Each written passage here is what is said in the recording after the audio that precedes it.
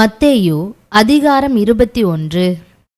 அவர்கள் எருசலேமுக்கு சமீபமாய் சேர்ந்து ஒலிவ மலைக்கு அருகான பெத்பகேயுக்கு வந்தபோது இயேசுவானவர் சீஷரில் 2 பேரை நோக்கி, உங்களுக்கு எதிரே இருக்கிற கிராமத்துக்கு போங்கள்.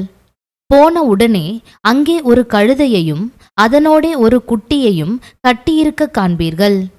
அவைகளை அவிழ்த்து என்னிடத்தில் கொண்டு வாருங்கள். ஒருவன் உங்களுக்கு ஏதாகிலும் சொன்னால், இவைகள் ஆண்டவருக்கு வேண்டுமென்று சொல்லுங்கள். உடனே அவைகளை அனுப்பி விடுவான் என்று சொல்லி அவர்களை அனுப்பினார். இதோ, உன் ராஜா சாந்த குணமுள்ளவராய் கழுதையின் மேலும் கழுதை குட்டியாகிய மரியின் மேலும் ஏறிக்கொண்டு உன்னிடத்தில் வருகிறார் என்று சீயோன் குமாரத்திக்கு சொல்லுங்கள் என்று தீர்க்க தரிசியினால் உரைக்கப்பட்டது நிறைவேறும்படி இதெல்லாம் நடந்தது. சீஷர்கள் போய் இயேசு தங்களுக்கு கட்டளையிட்டபடியே செய்து கழுதையையும் குட்டியையும் கொண்டு வந்து அவைகள் மேல் தங்கள் வஸ்திரங்களை போட்டு அவரை ஏற்றினார்கள். திரளான ஜனங்கள் தங்கள் வஸ்திரங்களை வழியிலே விரித்தார்கள். வேறு சிலர் மரக்கிளைகளை தரித்து வழியிலே பரப்பினார்கள். முன் நடப்பாரும் பின் நடப்பாருமாகிய திரளான ஜனங்கள், தாவீதின் குமாரனுக்கு ஓசன்னா, கர்த்தரின் நாமத்தினாலே வருகிறவர் ஸ்தோத்திரிக்கப்பட்டவர், உன்னதத்திலே ஓசன்னா என்று சொல்லி ஆர்ப்பரித்தார்கள். அவர் எருசலேமுக்குள் பிரவேசிக்கையில் நகரத்தார் யாவரும் ஆச்சரியப்பட்டு இவர் யார் என்று விசாரித்தார்கள். அதற்கு ஜனங்கள், இவர் கலிலேயாவில் உள்ள நாசரேத்திலிருந்து வந்த தீர்க்க தரிசியாகிய இயேசு என்றார்கள். இயேசு தேவாலயத்தில் பிரவேசித்து ஆலயத்திலே விற்கிறவர்களும் கொள்ளுகிறவர்களும் ஆகிய யாவரையும் வெளியே துரத்தி காசுக்காரருடைய பலகைகளையும் புறா விற்கிறவர்களின் ஆசனங்களையும் கவிழ்த்து, என்னுடைய வீடு ஜெப வீடு என்னப்படும் என்று எழுதியிருக்கிறது, நீங்களோ அதை கள்ளர் குகையாக்கினீர்கள் என்றார். அப்பொழுது குருடரும் சப்பாணிகளும் தேவாலயத்திலே அவரிடத்திற்கு வந்தார்கள். அவர்களை சொஸ்தமாக்கினார். அவர் செய்த அதிசயங்களையும் தாவீதின் குமாரனுக்கு ஓசன்னா என்று தேவாலயத்திலே ஆர்ப்பரிக்கிற பிள்ளைகளையும் பிரதான ஆசாரியரும் வேத பாரகரும் கண்டு கோபமடைந்து அவரை நோக்கி, இவர்கள் சொல்லுகிறதை கேட்கிறீரோ என்றார்கள். அதற்கு இயேசு, ஆம், கேட்கிறேன். குழந்தைகளுடைய வாயினாலும் பாலகருடைய வாயினாலும் துதி உண்டாகும்படி செய்தீர் என்பதை நீங்கள் ஒரு காலும் வாசிக்கவில்லையா என்றார். அவர்களை விட்டு நகரத்திலிருந்து புறப்பட்டு பெத்தானியாவுக்கு போய் அங்கே தங்கினார். காலையிலே அவர் நகரத்துக்கு திரும்பி வருகையில் அவருக்கு பசி உண்டாயிற்று.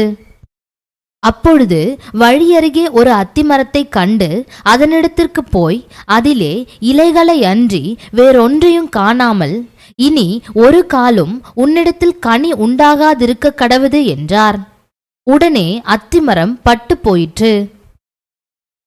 சீஷர்கள் அதை கண்டு, இந்த அத்திமரம் எத்தனை சீக்கிரமாய் பட்டு போயிற்று என்று சொல்லி ஆச்சரியப்பட்டார்கள். இயேசு அவர்களை நோக்கி, நீங்கள் சந்தேகப்படாமல் விசுவாசம் உள்ளவர்களாயிருந்தால் இந்த அத்திமரத்துக்கு செய்ததை நீங்கள் செய்வதும் அல்லாமல், இந்த மலையை பார்த்து நீ பெயர்ந்து சமுத்திரத்திலே தள்ளுண்டு போ என்று சொன்னாலும் அப்படியாகும் என்று மெய்யாகவே உங்களுக்கு சொல்லுகிறேன். மேலும் நீங்கள் விசுவாசம் உள்ளவர்களாய் ஜெபத்திலே எவைகளை கேட்பீர்களோ அவைகளை எல்லாம் பெறுவீர்கள் என்றார். அவர் தேவாலயத்தில் வந்து உபதேசம் பண்ணுகையில் பிரதான ஆசாரியரும் ஜனத்தின் மூப்பரும் அவரிடத்தில் வந்து, நீர் எந்த அதிகாரத்தினால் இவைகளை செய்கிறீர்? இந்த அதிகாரத்தை உமக்கு கொடுத்தவர் யார் என்று கேட்டார்கள். இயேசு பிரதியுத்தரமாக, நானும் உங்களிடத்தில் ஒரு காரியத்தை கேட்கிறேன். அதை எனக்கு சொல்வீர்களானால் நானும் இன்ன அதிகாரத்தினாலே இவைகளை செய்கிறேன் என்று உங்களுக்கு சொல்லுவேன். யோவான் கொடுத்த ஸ்நானம் தேவனால் உண்டாயிற்றோ மனுஷரால் உண்டாயிற்றோ, யாரால் உண்டாயிற்று என்று கேட்டார். அதற்கு அவர்கள், தேவனால் உண்டாயிற்றென்று சொல்வோமானால் பின்னை ஏன் அவனை விசுவாசிக்கவில்லை என்று நம்மை கேட்பார். மனுஷரால் உண்டாயிற்றென்று சொல்வோமானால் ஜனங்களுக்கு பயப்படுகிறோம், எல்லாரும் யோவானை தீர்க்கதரிசி என்று எண்ணுகிறார்களே என்று தங்களுக்குள்ளே ஆலோசனை பண்ணி இயேசுவுக்கு பிரதியுத்தரமாக எங்களுக்கு தெரியாது என்றார்கள். அப்பொழுது அவர், நானும் இன்ன அதிகாரத்தினால் இவைகளை செய்கிறேன் என்று உங்களுக்கு சொல்லேன் என்றார். ஆயினும் உங்களுக்கு எப்படி தோன்றுகிறது? ஒரு மனுஷனுக்கு 2 குமாரர் இருந்தார்கள். மூத்தவனிடத்தில் அவன் வந்து, மகனே, நீ போய் இன்றைக்கு என் திராட்சை தோட்டத்தில் வேலை செய் என்றான். அதற்கு அவன் மாட்டேன் என்றான். ஆகிலும் பின்பு அவன் மனஸ்தாபப்பட்டு போனான். இளையவனிடத்திலும் அவன் வந்து அப்படியே சொன்னான். அதற்கு அவன், போகிறேன் ஐயா என்று சொல்லியும் போகவில்லை. இவ்விருவரில் எவன் தகப்பனுடைய சித்தத்தின்படி செய்தவன் என்று கேட்டார். அதற்கு அவர்கள், மூத்தவன்தான் என்றார்கள். அப்பொழுது இயேசு அவர்களை நோக்கி, ஆயக்காரரும் வேசிகளும் உங்களுக்கு முன்னே தேவனுடைய ராஜ்யத்தில் பிரவேசிக்கிறார்கள் என்று மெய்யாகவே உங்களுக்கு சொல்லுகிறேன். ஏனென்றால் யோவான் நீதி மார்க்கமாய் உங்களிடத்தில் வந்திருந்தும் நீங்கள் அவனை விசுவாசிக்கவில்லை. ஆயக்காரரும் வேசிகளுமோ அவனை விசுவாசித்தார்கள். அதை நீங்கள் கண்டும் அவனை விசுவாசிக்கும்படியாக பின்பாகிலும் மனஸ்தாபப்படவில்லை என்றார். வேறொரு உவமையை கேளுங்கள். வீட்டெஜமானாகிய ஒரு மனுஷன் இருந்தான். அவன் ஒரு திராட்சை தோட்டத்தை உண்டாக்கி அதை சுற்றிலும் வேலியடைத்து அதில் ஒரு ஆலையை நாட்டி கோபுரத்தையும் கட்டி தோட்டக்காரருக்கு அதை குத்தகையாக விட்டு புறதேசத்துக்கு போயிருந்தான். கனிகாலம் சமீபித்த போது அதன் கனிகளை வாங்கிக் கொண்டு வரும்படி தன் ஊழியக்காரரை தோட்டக்காரரிடத்தில் அனுப்பினான். தோட்டக்காரர் அந்த ஊழியக்காரரை பிடித்து ஒருவனை அடித்து ஒருவனை கொலை செய்து ஒருவனை கல்லெறிந்து கொன்றார்கள். பின்னும் அவன் முந்தினவர்களிலும் அதிகமான வேறே ஊழியக்காரரை அனுப்பினான். அவர்களையும் அப்படியே செய்தார்கள். கடைசியிலே அவன், என் குமாரனுக்கு அஞ்சுவார்கள் என்று சொல்லி தன் குமாரனை அவர்களிடத்தில் அனுப்பினான். தோட்டக்காரர் குமாரனை கண்டபோது, இவன் சுதந்திரவாளி, இவனை கொன்று இவன் சுதந்திரத்தை கட்டிக்கொள்வோம் வாருங்கள் என்று ஒருவரோடொருவர் சொல்லிக் கொண்டு அவனை பிடித்து திராட்சை தோட்டத்திற்கு புறம்பே தள்ளி கொலை செய்தார்கள். அப்படி இருக்க திராட்சை தோட்டத்தின் எஜமான் வரும்போது அந்த தோட்டக்காரரை என்ன செய்வான் என்று கேட்டார்.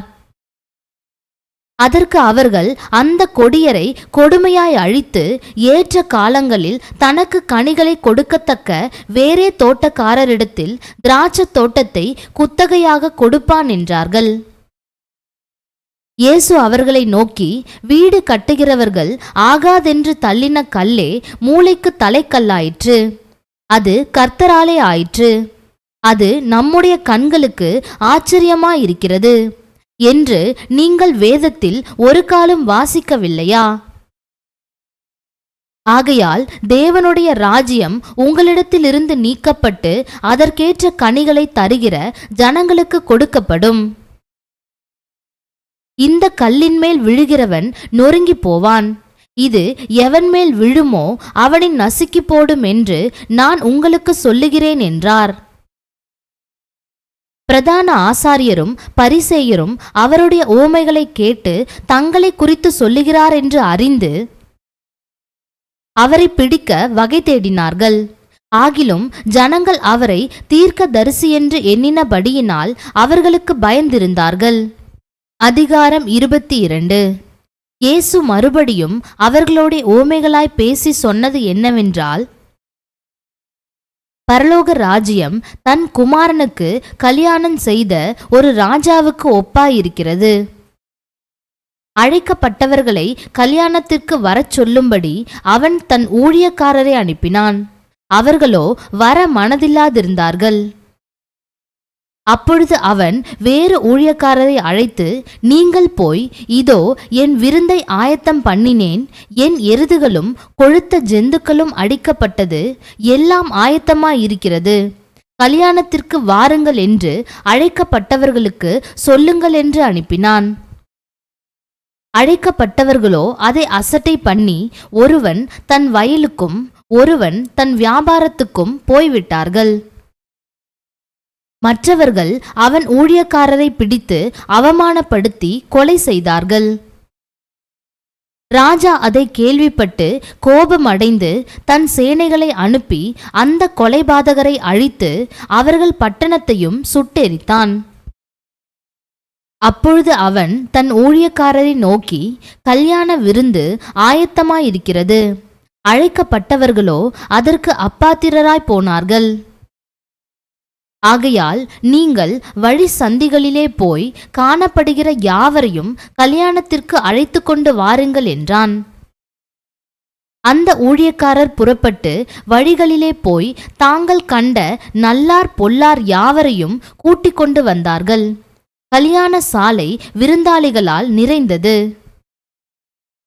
விருந்தாளிகளை பார்க்கும்படி ராஜா உள்ளே பிரவேசித்த போது கல்யாண வஸ்திரம் தரித்திராத ஒரு மனுஷனை அங்கே கண்டு, சிநேகிதனே, நீ கல்யாண வஸ்திரம் இல்லாதவனாய் இங்கே எப்படி வந்தாய் என்று கேட்டான். அதற்கு அவன் பேசாமல் இருந்தான். அப்பொழுது ராஜா பணிவிடைக்காரரை நோக்கி, இவனை கையும் காலும் கட்டி கொண்டு போய் அழுகையும் பற்கடிப்பும் உண்டாயிருக்கிற புறம்பான இருளிலே போடுங்கள் என்றான். அந்தப்படியே அழைக்கப்பட்டவர்கள் அநேகர், தெரிந்து கொள்ளப்பட்டவர்களோ சிலர் என்றார். அப்பொழுது பரிசேயர் போய் பேச்சிலே அவரை அகப்படுத்தும்படி யோசனை பண்ணி தங்கள் சீஷரையும் ஏரோதியரையும் அவரிடத்தில் அனுப்பினார்கள். அவர்கள் வந்து, போதகரே, நீர் சத்தியமுள்ளவர் என்றும் தேவனுடைய மார்க்கத்தை சத்தியமாய் போதிக்கிறவர் என்றும் நீர் முகதாட்சணியம் இல்லாதவர் ஆகையால் எவனை குறித்தும் உமக்கு கவலையில்லை என்றும் அறிந்திருக்கிறோம். ஆதலால் உமக்கு எப்படி தோன்றுகிறது? ராயனுக்கு வரி கொடுக்கிறது நியாயமோ அல்லவோ? அதை எங்களுக்கு சொல்லும் என்று கேட்டார்கள். இயேசு அவர்கள் துர்க்குணத்தை அறிந்து, மாயக்காரரே, நீங்கள் என்னை ஏன் சோதிக்கிறீர்கள்? வரிக்காசை எனக்கு காண்பியுங்கள் என்றார். அவர்கள் ஒரு பணத்தை அவரிடத்தில் கொண்டு வந்தார்கள். அப்பொழுது அவர், இந்த சுரூபமும் மேலெழுத்தும் யாருடையது என்று கேட்டார். ராயனுடையது என்றார்கள். அதற்கு அவர், அப்படியானால் ராயனுடையதை ராயனுக்கும் தேவனுடையதை தேவனுக்கும் செலுத்துங்கள் என்றார். அவர்கள் அதை கேட்டு ஆச்சரியப்பட்டு அவரை விட்டு போய்விட்டார்கள். உயிர்த்தெழுதல் இல்லை என்று சாதிக்கிற சதுசேயர் அன்றைய தினம் அவரிடத்தில் வந்து, போதகரே, ஒருவன் சந்தானம் இல்லாமல் இறந்து போனால் அவனுடைய சகோதரன் அவன் மனைவியை விவாகம் பண்ணி தன் சகோதரனுக்கு சந்தானம் உண்டாக்க வேண்டும் என்று மோசே சொன்னாரே. எங்களுக்குள்ளே சகோதரர் 7 பேர் இருந்தார்கள். மூத்தவன் விவாகம் பண்ணி மரித்து சந்தானம் இல்லாததினால் தன் மனைவியை தன் சகோதரனுக்கு விட்டுவிட்டு போனான். அப்படியே 2ஆம் 3ஆம் சகோதரன் முதல் 7ஆம் சகோதரன் வரைக்கும் செய்தார்கள். எல்லாருக்கும் பின்பு அந்த ஸ்திரீயும் இறந்து போனாள். ஆகையால் உயிர்த்தெழுதலில் அவ்வேழு பேரில் எவனுக்கு அவள் மனைவியாயிருப்பாள்? அவர்கள் எல்லாரும் அவளை விவாகம் பண்ணியிருந்தார்களே என்று கேட்டார்கள்.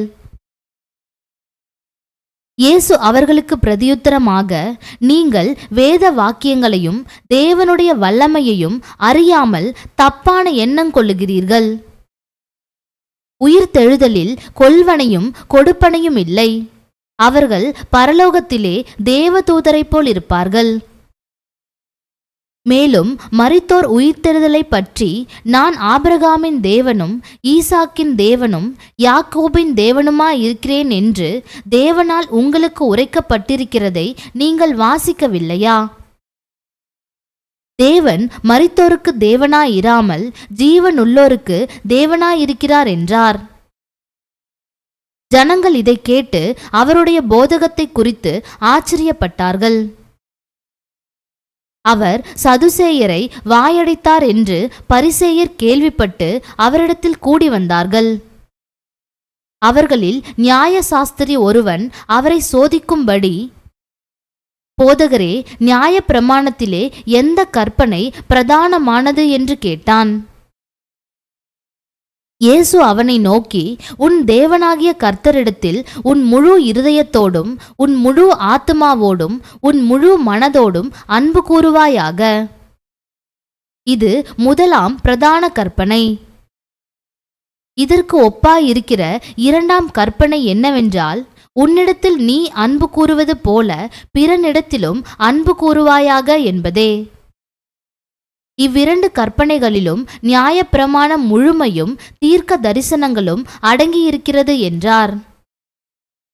பரிசேயர் கூடியிருக்கையில் இயேசு அவர்களை நோக்கி, கிறிஸ்துவை குறித்து நீங்கள் என்ன நினைக்கிறீர்கள்? அவர் யாருடைய குமாரன் என்று கேட்டார்கள். அவர் தாவீதின் குமாரன் என்றார்கள். அதற்கு அவர், அப்படியானால் தாவீது பரிசுத்த ஆவியினாலே அவரை ஆண்டவர் என்று சொல்லியிருக்கிறது எப்படி? நான் உம்முடைய சத்துருக்களை உமக்கு பாதப்படியாக்கி போடும் வரைக்கும் நீர் என்னுடைய வலது பாரிசத்தில் உட்காரும் என்று கர்த்தர் என் ஆண்டவரோடே சொன்னார் என்று சொல்லியிருக்கிறானே. தாவீது அவரை ஆண்டவர் என்று சொல்லியிருக்க அவனுக்கு அவர் குமாரனாய் இருப்பது எப்படி என்றார். அதற்கு மாறுத்தரமாக ஒருவனும் அவருக்கு ஒரு வார்த்தையும் சொல்லக்கூடாதிருந்தது. அன்று முதல் ஒருவனும் அவரிடத்தில் கேள்வி கேட்க துணியவில்லை. அதிகாரம் 23. பின்பு இயேசு ஜனங்களையும் தம்முடைய சீஷர்களையும் நோக்கி, வேத பாரகரும் பரிசேயரும் மோசேயினுடைய ஆசனத்தில் உட்கார்ந்திருக்கிறார்கள். ஆகையால் நீங்கள் கைக்கொள்ளும்படி அவர்கள் உங்களுக்கு சொல்லுகிற யாவையும் கைக்கொண்டு செய்யுங்கள். அவர்கள் செய்கையின்படியோ செய்யாதிருங்கள். ஏனெனில் அவர்கள் சொல்லுகிறார்கள், சொல்லியும் செய்யாதிருக்கிறார்கள். சுமப்பதற்கரிய பாரமான சுமைகளை கட்டி மனுஷர் தோள்களின் மேல் சுமத்துகிறார்கள். தாங்களோ ஒரு விரலினாலும் அவைகளை தொடமாட்டார்கள். தங்கள் கிரியைகளை எல்லாம் மனுஷர் காண வேண்டுமென்று செய்கிறார்கள். தங்கள் காப்பு நாடாக்களை அகலமாக்கி தங்கள் வஸ்திரங்களின் தொங்கல்களை பெரிதாக்கி விருந்துகளில் முதன்மையான இடங்களையும் ஜெப ஆலயங்களில் முதன்மையான ஆசனங்களையும் சந்தை வெளிகளில் வந்தனங்களையும் மனுஷரால் ரபி ரபி என்று அழைக்கப்படுவதையும் விரும்புகிறார்கள். நீங்களோ ரபி என்று அழைக்கப்படாதிருங்கள். கிறிஸ்து ஒருவரே உங்களுக்கு போதகராயிருக்கிறார். நீங்கள் எல்லாரும் சகோதரராயிருக்கிறீர்கள். பூமியிலே ஒருவனையும் உங்கள் பிதா என்று சொல்லாதிருங்கள். பரலோகத்தில் இருக்கிற ஒருவரே உங்களுக்கு பிதாவாயிருக்கிறார். நீங்கள் குருக்கள் என்றும் அழைக்கப்படாதிருங்கள். கிறிஸ்து ஒருவரே உங்களுக்கு குருவாயிருக்கிறார். உங்களில் பெரியவனாயிருக்கிறவன் உங்களுக்கு ஊழியக்காரனாயிருக்க கடவன். தன்னை உயர்த்துகிறவன் தாழ்த்தப்படுவான், தன்னை தாழ்த்துகிறவன் உயர்த்தப்படுவான். மாயக்காரராகிய வேத பாரகரே பரிசேயரே உங்களுக்கு ஐயோ! மனுஷர் பிரவேசியாதபடி பரலோக ராஜ்யத்தை பூட்டி போடுகிறீர்கள். நீங்கள் அதில் பிரவேசிக்கிறதும் இல்லை, பிரவேசிக்க போகிறவர்களை பிரவேசிக்க விடுகிறதும் இல்லை. மாயக்காரராகிய வேத பாரகரே பரிசேயரே உங்களுக்கு ஐயோ! பார்வைக்காக நீண்ட ஜெபம் பண்ணி விதவைகளின் வீடுகளை பட்சித்து போடுகிறீர்கள். இது நிமித்தம் அதிக ஆக்கினையை அடைவீர்கள். மாயக்காரராகிய வேத பாரகரே பரிசேயரே உங்களுக்கு ஐயோ! ஒருவனை உங்கள் மார்க்கத்தான் ஆக்கும்படி சமுத்திரத்தையும் பூமியையும் சுற்றி திரிகிறீர்கள். அவன் உங்கள் மார்க்கத்தான் ஆனபோது அவனை உங்களிலும் இரட்டிப்பாய் நரகத்தின் மகனாக்குகிறீர்கள். குருடனான வழிகாட்டிகளே, உங்களுக்கு ஐயோ! எவனாகிலும் தேவாலயத்தின் பேரில் சத்தியம் பண்ணினால் அதனால் ஒன்றுமில்லை என்றும், எவனாகிலும் தேவாலயத்தின் பொன்னின் பேரில் சத்தியம் பண்ணினால் அவன் கடனாளி என்றும் சொல்லுகிறீர்கள். மதிகேடரே, குருடரே, எது முக்கியம்? பொன்னோ, பொன்னை பரிசுத்தமாக்குகிற தேவாலயமோ? மேலும் எவனாகிலும் பலிபீடத்தின் பேரில் சத்தியம் பண்ணினால் அதனால் ஒன்றுமில்லை என்றும், எவனாகிலும் அதின்மேல் இருக்கிற காணிக்கையின் பேரில் சத்தியம் பண்ணினால் அவன் கடனாளி என்றும் சொல்லுகிறீர்கள். மதிகேடரே, குருடரே, எது முக்கியம்?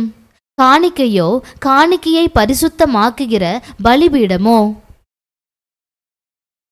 ஆகையால் பலிபீடத்தின் பேரில் சத்தியம் பண்ணுகிறவன் அதன் பேரிலும் அதன் மேலுள்ள எல்லாவற்றின் பேரிலும் சத்தியம் பண்ணுகிறான். தேவாலயத்தின் பேரில் சத்தியம் பண்ணுகிறவன் அதன் பேரிலும் அதில் வாசமாயிருக்கிறவர் பேரிலும் சத்தியம் பண்ணுகிறான். வானத்தின் பேரில் சத்தியம் பண்ணுகிறவன் தேவனுடைய சிங்காசனத்தின் பேரிலும் அதில் வீற்றிருக்கிறவர் பேரிலும் சத்தியம் பண்ணுகிறான். மாயக்காரராகிய வேத பாரகரே, பரிசேயரே, உங்களுக்கு ஐயோ! நீங்கள் ஒர்த்தலாமிலும் வெந்தயத்திலும் சீரகத்திலும் தசமபாகம் செலுத்தி நியாயப்பிரமாணத்தில் கற்பித்திருக்கிற விசேஷித்தவைகளாகிய நீதியையும் இரக்கத்தையும் விசுவாசத்தையும் விட்டுவிட்டீர்கள்.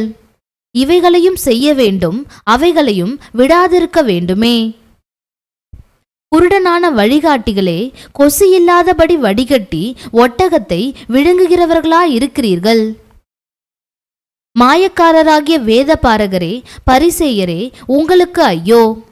போஜனபான பாத்திரங்களின் வெளிப்புறத்தை சுத்தமாக்குகிறீர்கள், உட்புறத்திலோ அவைகள் கொள்ளையினாலும் அநீதத்தினாலும் நிறைந்திருக்கிறது.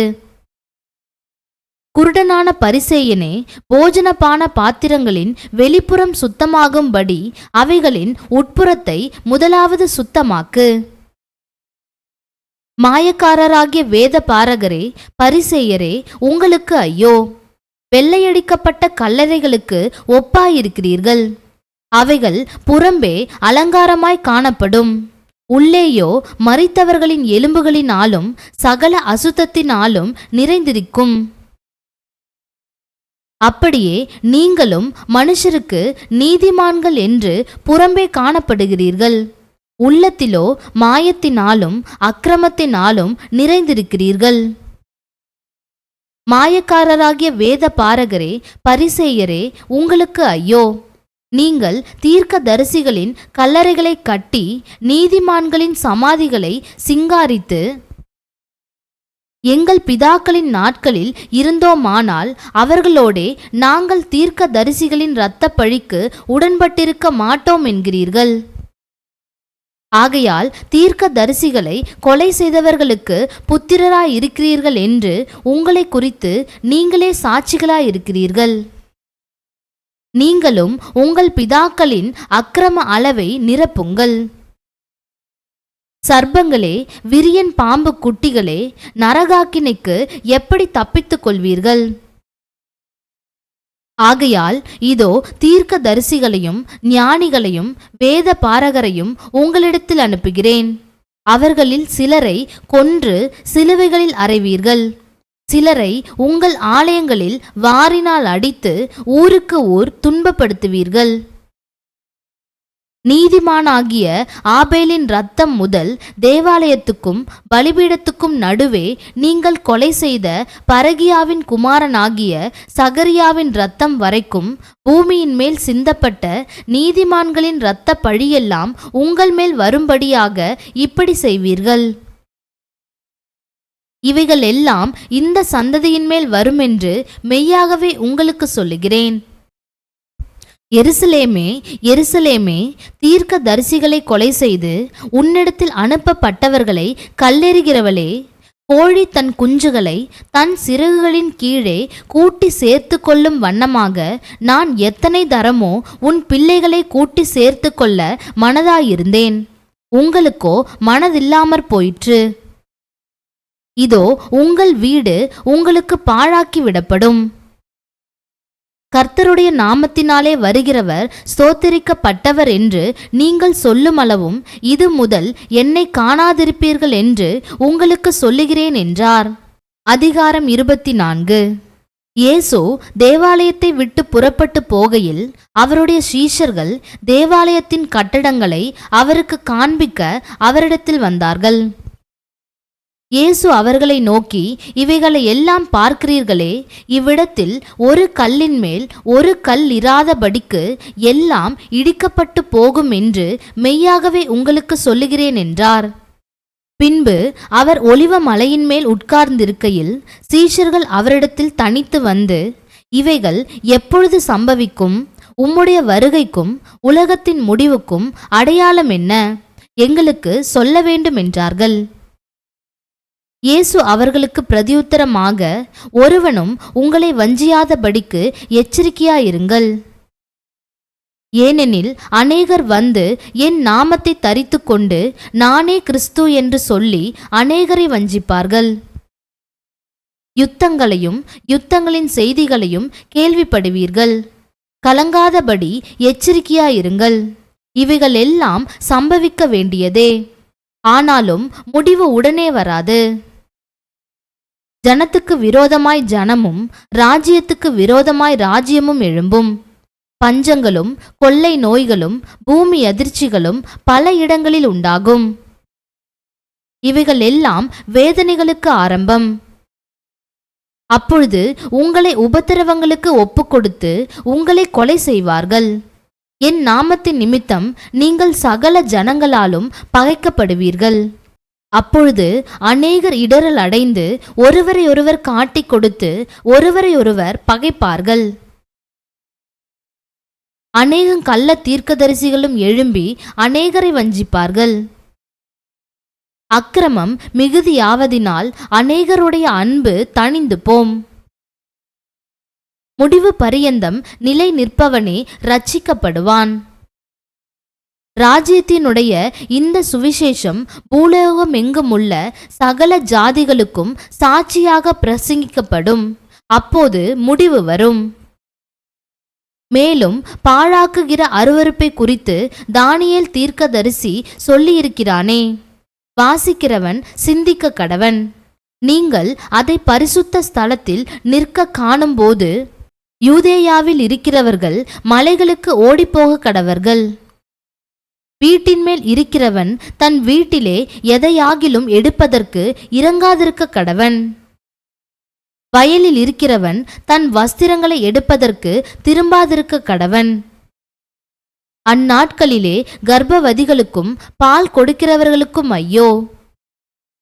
நீங்கள் ஓடிப்போவது மாரி காலத்திலாவது ஓய்வு நாளிலாவது சம்பவியாதபடிக்கு வேண்டிக் கொள்ளுங்கள். ஏனெனில் உலகம் உண்டானது முதல் இதுவரைக்கும் சம்பவித்திராததும் இனிமேலும் சம்பவியாததுமான மிகுந்த உபத்திரவம் அப்பொழுது உண்டாயிருக்கும். அந்நாட்கள் குறைக்கப்படாதிருந்தால் ஒருவனாகிலும் தப்பிப்போவதில்லை. தெரிந்து கொள்ளப்பட்டவர்களின் நிமித்தமோ அந்த நாட்கள் குறைக்கப்படும். அப்பொழுது இதோ கிறிஸ்து இங்கே இருக்கிறார், அதோ அங்கே இருக்கிறார் என்று எவனாகிலும் சொன்னால் நம்பாதேயுங்கள். ஏனெனில் கள்ள கிறிஸ்துக்களும் கள்ள தீர்க்கதரிசிகளும் எழும்பி கூடுமானால் தெரிந்து கொள்ளப்பட்டவர்களையும் வஞ்சிக்கத்தக்கதாக பெரிய அடையாளங்களையும் அற்புதங்களையும் செய்வார்கள். இதோ முன்னதாக உங்களுக்கு அறிவித்திருக்கிறேன். ஆகையால் அதோ வனாந்தரத்தில் இருக்கிறார் என்று சொல்வார்களானால் புறப்படாதிருங்கள்.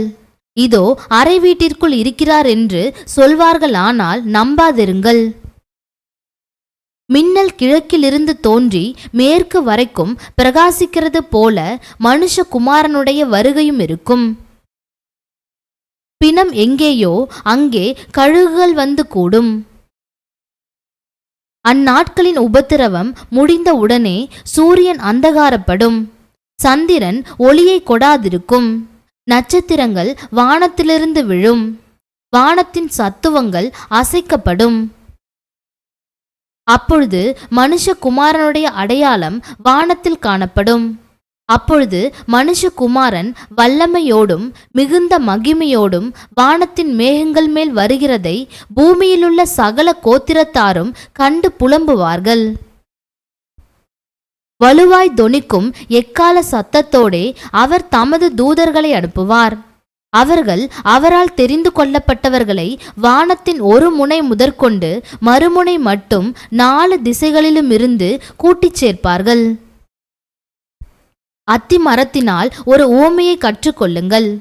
அதிலே இளங்கிளை தோன்றி துளிர்விடும் போது வசந்த காலம் சமீபமாயிற்று என்று அறிவீர்கள். அப்படியே இவைகளை எல்லாம் நீங்கள் காணும்போது அவர் சமீபமாய் வாசல் அருகே வந்திருக்கிறார் என்று அறியுங்கள். இவைகள் எல்லாம் சம்பவிக்கும் முன்னே இந்த சந்ததி ஒழிந்து போகாதென்று மெய்யாகவே உங்களுக்கு சொல்லுகிறேன். வானமும் பூமியும் ஒழிந்து போம், என் வார்த்தைகளோ ஒழிந்து போவதில்லை. அந்த நாளையும் அந்த நாழிகையையும் என் பிதா ஒருவர் தவிர மற்றொருவனும் அறியான், பரலோகத்தில் உள்ள தூதர்களும் அறியார்கள். நோவாவின் காலத்தில் எப்படி நடந்ததோ அப்படியே மனுஷகுமாரன் வரும் காலத்திலும் நடக்கும். எப்படியெனில் ஜலப்பிரளயத்துக்கு முன்னான காலத்திலே நோவா பேழைக்குள் பிரவேசிக்கும் நாள் வரைக்கும் ஜனங்கள் புசித்தும் குடித்தும் பெண் கொண்டும் பெண் கொடுத்தும் ஜலப்பிரளயம் வந்து அனைவரையும் வாரிக்கொண்டு போகும் மட்டும் உணராதிருந்தார்கள். அப்படியே மனுஷகுமாரன் வருங்காலத்திலும் நடக்கும்.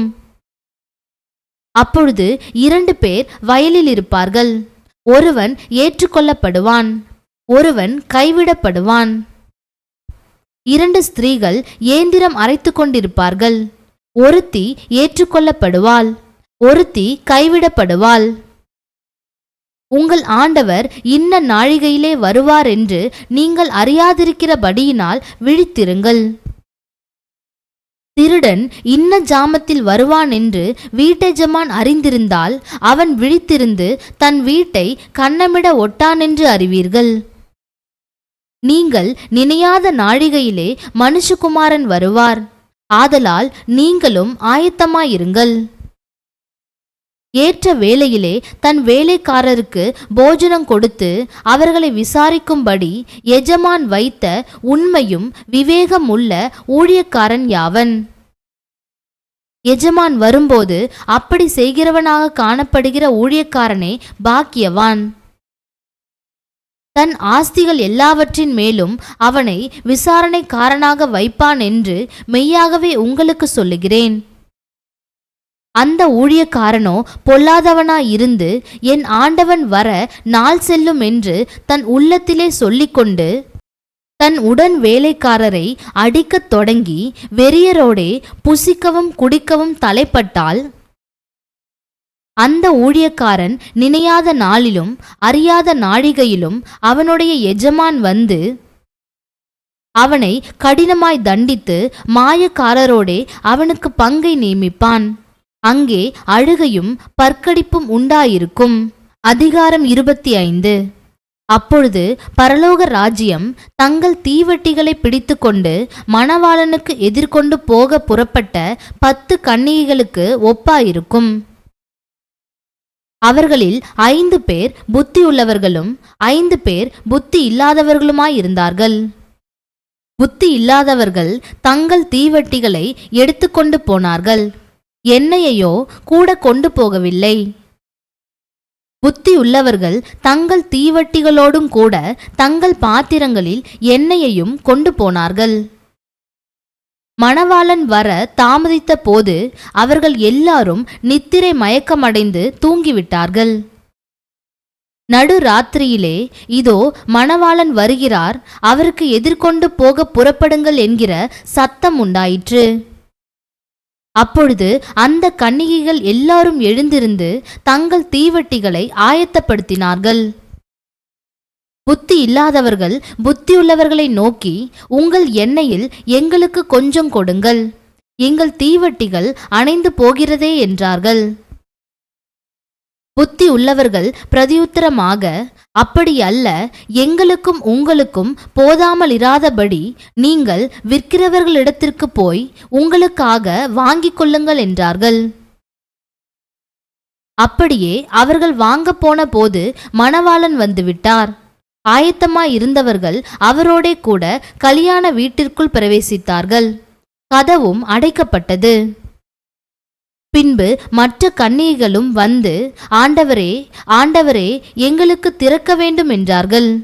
அதற்கு அவர், உங்களை அறியேன் என்று மெய்யாகவே உங்களுக்கு சொல்லுகிறேன் என்றார். மனுஷகுமாரன் வரும் நாளையாவது நாழிகையாவது நீங்கள் அறியாதிருக்கிறபடியால் விழித்திருங்கள்.